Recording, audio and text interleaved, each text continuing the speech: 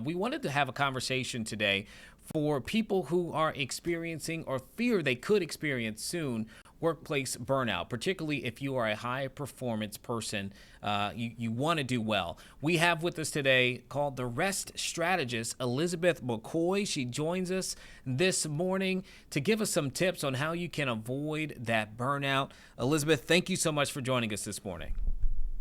Thank you so much for having me, Eugene, and working through all these technical difficulties. Hey, Definitely appreciate it. it's what happens, right? We got a live show, all new things we're trying to figure out. Sometimes it happens. I'm glad that you were patient to stick with us through it as well. So let's first talk about burnout.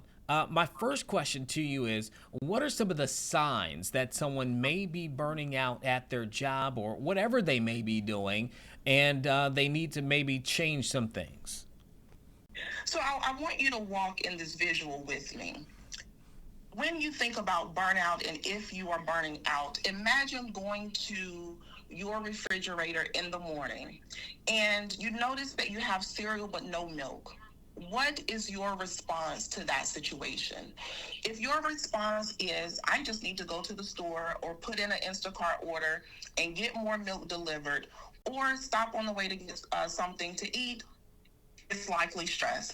However, if you have a much more heightened response where you are feeling just all of the pressures, then we're probably heading towards burnout. So burnout is that very specific experience where the stress does not alleviate with some minor corrections. Okay, I'm glad you gave that description. And hopefully, people, when they hear it, they're thinking, okay, am I potentially on the track to burnout? So, if you experience that, if someone's out there saying, you know what, I kind of feel that way, what are some of the things they should do immediately? Immediately, I would say take off some time from work. It takes approximately 72 hours before your nervous system sets or resets while you're on vacation. So the weekend is not sufficient. A week is not sufficient, especially if you are still checking emails and answering phone calls. So, it's just I'm listening to you say these things, Elizabeth. At some point, I'm like, okay, I know that it is hard for me to put down my phone. Do you get that often for people, particularly now that we're in this society where you mentioned checking emails, having your phone? I have access, or people have access to me seemingly 24/7. So, what can I do about that? So about that, Eugene, you would actually turn off the notifications for those particular apps or create a certain focus mode in your phone so that only certain notifications come through. Okay, I'm jotting down notes right now, Elizabeth. I don't know if you know that, but I'm taking mental note of a lot of the stuff that you're saying. Now, you call yourself the rest strategist, so I imagine rest is a huge part of what you teach and what you coach. How can someone maximize their rest?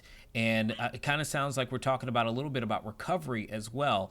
What are some things that you recommend to maximize rest and recovery? So when you think about maximizing rest and recovery, one thing I want you to always remember is that there is no output without proper rest. So we all want to do a great job. When we are maximizing rest, you are taking this as important as you are taking the task on your $1 million calendar. You are going to create very strict boundaries around your rest strategy. And you are going to ensure that you comply with the rules of your rest. And that rest is whether it is time off from work and we are actually cutting away. If you're actually spending time with your kids at a game, you're going to be fully present. If you are going out with your spouse this weekend or your partner this weekend, because it is Valentine's Day, you are going to fully cut away and just enjoy the moments that are before you. You know, I once heard it said, someone, I can't remember the context or where I heard it, but the goal to, a lot of people work to rest, but what would it look like if you worked out of rest. And so I've always kind of thought about that over the years. But, there's a cost to burnout. We talk about being efficient and being great workers and all the things that we're talking about here. Can you kind of explain in your expertise the back end of it when someone is burned out and they reach that point, how it can be detrimental to the workplace, to communities, to yourself if you do get to a point where it's too much? So I want you to consider this visual. On average, the additional finances you'll put towards recovery or towards self-care is about $10,000 to $15,000 a year, depending on your level of job. If you are a $1 million CEO or you're running a $1 million calendar, then that number is going to grow exponentially. So number one, the more that we work, the more that we are going to need to recover.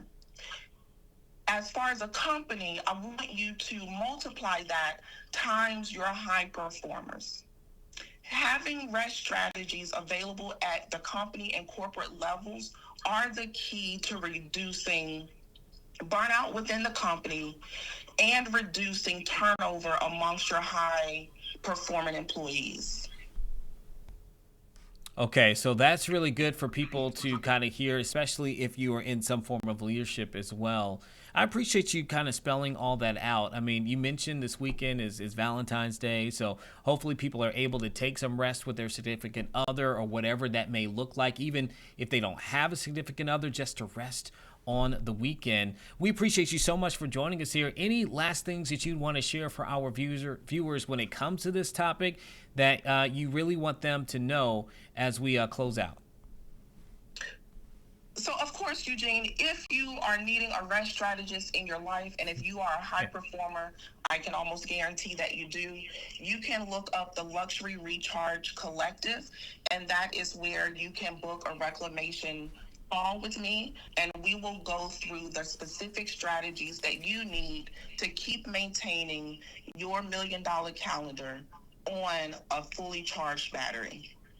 I know that's right. That is Elizabeth McCoy joining us this morning, the Rest Strategist. We appreciate you for joining us here. Hopefully somebody can use the words that you just said to prioritize their rest and still maintain their efficiency and high performance at work. Thank you so much for being patient as we worked out those tech glitches there. And we appreciate you, and we'll have to bring you back sometime as well, okay? Absolutely. Thank you so much. Absolutely. Thank you. Thank you. All right, really good to have her on to talk about that. Listen, we know that in today's work climate that we are constantly on the go, on the go, on the go. A lot of people just want to do well in their careers, right?